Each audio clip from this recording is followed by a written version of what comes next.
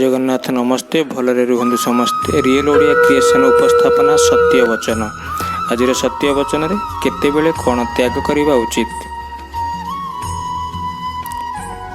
ब्रह्म मुहूर्त सजिया त्याग करने, खाद्य प्रति लालसा त्याग करने, त्रिसंध्यारे आलस्य त्याग करने, प्रार्थना बेले संसार कथा चिंता करने त्याग करने, दान समय लोभ त्याग करने, मृत्यु समय शोक त्याग करने,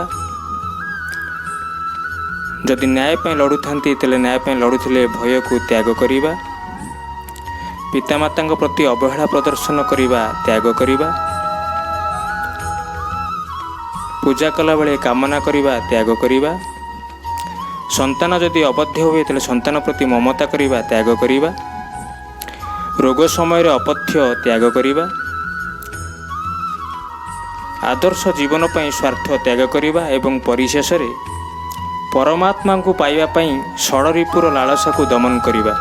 यही हूँ आज सत्य वचन। जदि वीडियोटी भल लगे तेणु लाइक सब्सक्राइब और बेल आइकन प्रेस करने को भूलु नहीं। जय जगन्नाथ नमस्ते भलरे रुहंतु समस्ते। जय जगन्नाथ।